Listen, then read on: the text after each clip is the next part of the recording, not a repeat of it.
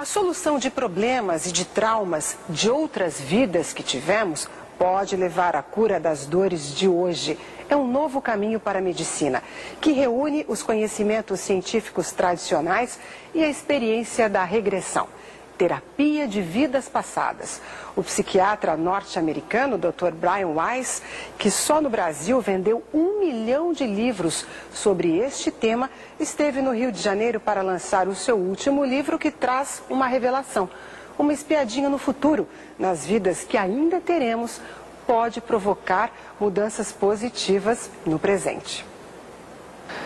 Dr. Weis, how can we have access to a record, to information about a life in the future that our soul hasn't lived yet?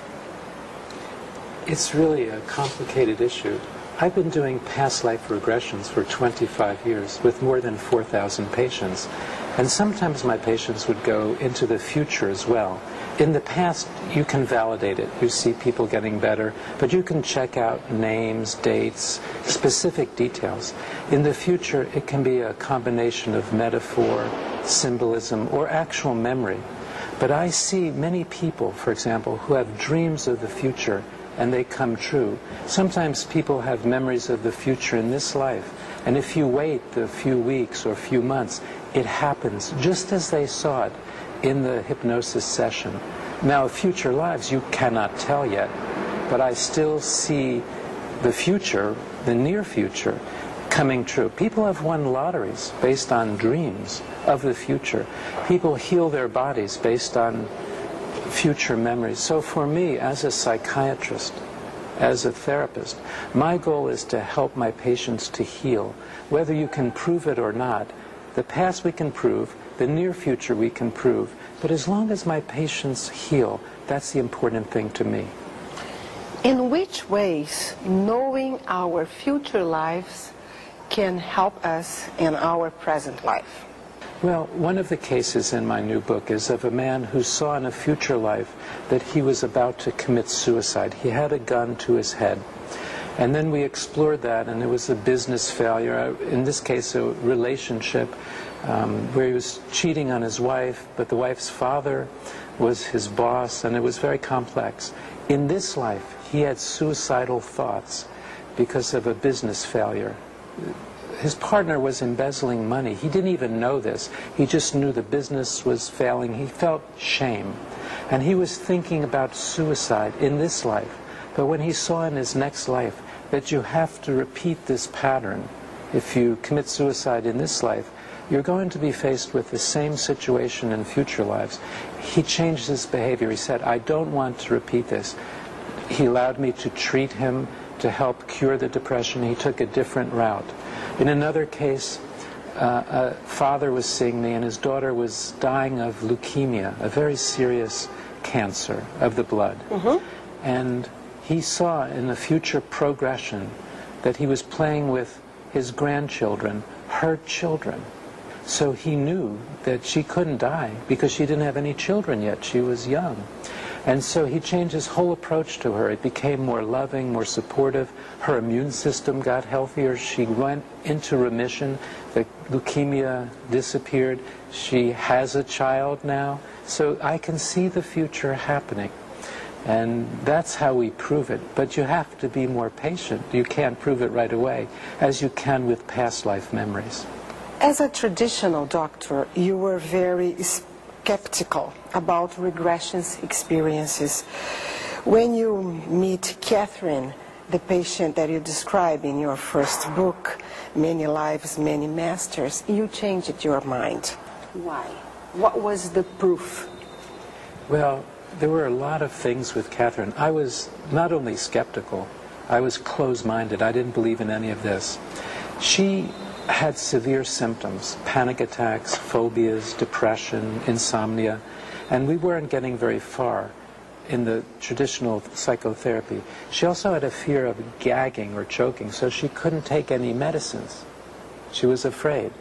And I wanted to use hypnosis to take her back into her childhood. Hypnosis, this state of deep, focused relaxation, it helps the memory. So we went back to her childhood.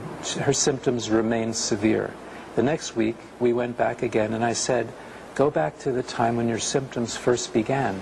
She went back 4,000 years, because that's when her symptoms first began. In that lifetime, she drowned. At the end of the life, there was a flood. And when she remembered that, after she remembered that, the fear of choking or gagging disappeared. And I knew, well, fantasy or imagination doesn't take away such lifelong symptoms.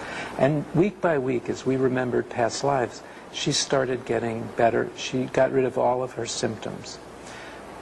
That was 25 years ago, and I've treated more than 4,000 patients in my office, and many, many more patients in groups over the past 25 years. But something very strange happened to me. I know the Brazilian people will understand this more. Americans have a harder time with this, but for me it was shocking. She died in a Middle Ages lifetime, in the 4th or 5th session. She floated above her body, finding a beautiful light. And she said there were 2 people there to see me, my father and my son. Both of them had died before Catherine began her therapy. And she started telling me details, medical details about their deaths, their lives. My son had a very rare congenital heart defect, a heart disease. She described that. It's not written anywhere. There's no place to look this up. I asked her, where are you getting this information about my father and my son? And she said, from spirits that are around me. Master spirits, she called them. That's where the name Many Lives, Many Masters comes from. I didn't believe in any of this, not in other dimensions or spirits or past lives. And here it was being proven to me. People that are in very deep pain, suffering because they lose their close, dear relatives, are the ones more attracted to regressions.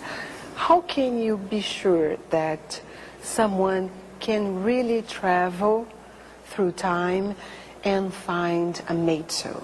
Yes, well, sometimes those people do come, but also people come just suffering from phobias or fears, not always sadness or depression or grief. We've had so many people, for example, I saw a Chinese surgeon, a woman from Beijing, who came with an interpreter because she was curious. My work is well known in China, and she wanted to experience this. And she remembered a lifetime in San Francisco, California, in the U.S., about 150 years ago. This is working with the interpreter. She could not even say hello in English. And in this past life, living in California, she was having an argument with her husband. She began in my office to speak in very fluent and colorful English. The translator did not realize what was happening at first, and he began to translate the entire thing back into Chinese for me. I told him, stop it, I understand the English. So when you see this, it's called xenoglossia. People speaking foreign languages that they never learned. 30 minutes before, she couldn't even say hello. Now she's speaking fluent English. This is not imagination. This is not fantasy. We've had so many people. I've had people find their children from a past life, and the children confirm exactly what the patient is saying. This is not grief. This is not imagination. For example, the children might be 30 or 40 years older now than the parent because they were children in a past life. Then the parent dies. The parent is born again, reborn, reincarnated, grows up, finds, because of the past life therapy, the children, there's a reunion, and the children confirm memories that may have happened 80 years ago or 70 years ago. This is validation. This is proof. And we have thousands of validation cases.